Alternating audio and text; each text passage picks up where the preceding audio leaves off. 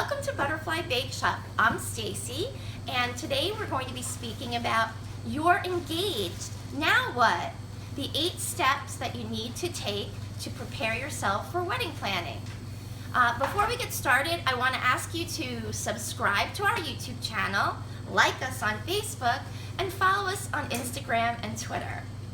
Okay, let's get started. So you get engaged, you tell everybody that you're, we got engaged, everybody's so excited, and there are all these questions that come up that people ask you. When are you getting married? What are your colors? What's your dress gonna look like? Is it traditional? Is it modern? All different kinds of questions that, of course, you can't answer right away because you haven't done any planning. So the first thing you want to do is get yourself organized and start a wedding folder and binder so you can put everything that you need in one location. Now, this is so helpful when you're meeting with vendors, when you're thinking about different concepts. Everything is in one place so you can look through it and decide exactly what your vision is. So there's lots of different ways to do wedding binders. You can buy one. They have all different kinds that you can buy online. You can do online binders where you scan everything in and keep it in your computer. But that's sort of cumbersome. You get a lot of papers and things that you get from your vendors. So sometimes you may want to have something really physical. So it's really great to go out and buy like a loose leaf binder, put in sleeves where you can have pockets and put different things that you collect, and everything can go in one spot. And then when you go on appointments to meet with different vendors, you have everything in one location. It's a really great way to stay organized. That's tip number 1. Tip number 2 is do research. Now, research is very easy to do these days.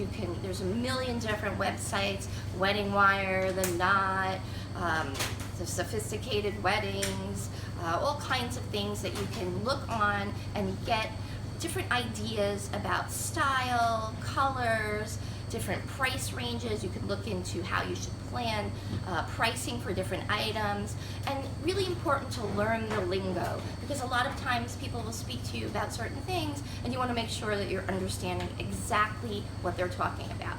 So definitely do your research, very important. The next thing you want to do is calculate your budget. Now, who's paying for the wedding? Is it you? Is it your parents? Are you paying for some of it and someone's paying for some other part of it? It's very important to know exactly how much money you want to spend. Now, this may change throughout the process, but you want to get a good idea of where to start. You don't want to start planning your wedding and find out that all the different things that you're thinking about are way out of what you can afford, and you need to mortgage your house or take out a loan. These are things that you want to consider before you really get into the nitty-gritty of planning. The next thing you want to do is plan the number of guests. This has a huge effect on what we talked about before, which is your budget. Now, if you know that you have a certain budget and you know that you have to invite 300 people, you need to sort of readjust and reconsider. You may not want to invite everybody once you start to crunch your numbers, because it just blows out your budget. Or maybe you want to pick a place that's less expensive so you can invite everybody that you'd like. So these are the things you have to start to think about and consider and see what's the most important to you, because what's important to you is what's going to drive how the wedding turns out and how the planning, what direction it goes in. So very, very important to think about the number of people. And lots of times people start out with a really big list and then they cut it down somewhat. And also keep in mind that not everybody you invite is going to come. Probably 10%, 5 to 10% of the people you invite, can't make it or have something else going on, whatever the situation is for them. So that's the next step. Number 5, if you're going to get a wedding planner, this is a great time to do it, because you really want to bring the wedding planner in when they can assist you with all the upcoming work and be involved in what's happening. So when you're thinking about your budget, you may want to think about the wedding planner as part of that budget, so you know that they can assist you. A lot of times wedding planners could actually help you save money because they have connections and they have places and suggestions that they work with often, and they can really assist you in this area. They can also help you with the budgeting by making suggestions that will help you save money. Next thing you want to do is pick a time frame of when you want to get married.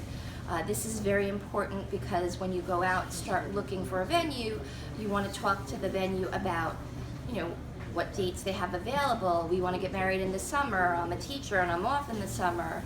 Or, my husband is in taxes, so we don't want to get married in April, but we can get married in the fall, or whatever the situation is. So I think it's really important to think about what season. It also drives colors, decor. If you want to have a barn wedding, I don't think you want to get married in the middle of the winter. So this is something that drives a lot of different questions that will come up. And you can also think about your budget. There are times of the year that are less expensive. January and February, great time to get married in the East Coast if you're trying to cut down budget-wise. Number 7 is ceremony. Are you going to be having your ceremony on site? Are you going to be having it in a church or a temple? Where are you planning on having the actual ceremony? Lots of questions have to be answered regarding that, and you need to coordinate your ceremony with your venue. So you don't want to book your venue and then find out that your church isn't available that day, or the time you want to get married isn't available. The final tip is choose your venue. So now you've sort of picked where you're getting married, whether it be on site or at a religious location or in the park or wherever you've chosen. Now you want to pick the venue where you're going to celebrate. And again, thinking about different styles, different time of year, this will all incorporate into what your venue is, setting the tone for your wedding and the style of your wedding. And this will actually help you choose your dress, choose your flowers, choose your music. All those different things are really hinged on what the venue and the tone of the wedding will be.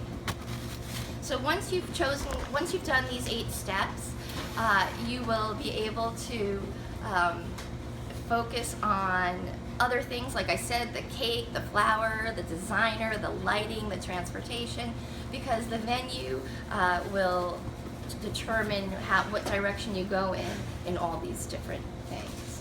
So those are really the basic 8 steps that you will be focusing on to get the ball rolling for your wedding planning.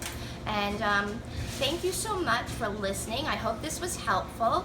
Please remember to subscribe to our channel, like us on Facebook, follow us on Twitter and Instagram, and don't forget to comment on our YouTube channel and let us know what you'd like to hear in the future, what other topics you want to hear about, and let us know how we're doing. This is new to us and we're just getting started, so your feedback is really appreciated. Thank you so much for joining us at Butterfly Bake Shop. We look forward to seeing you again soon.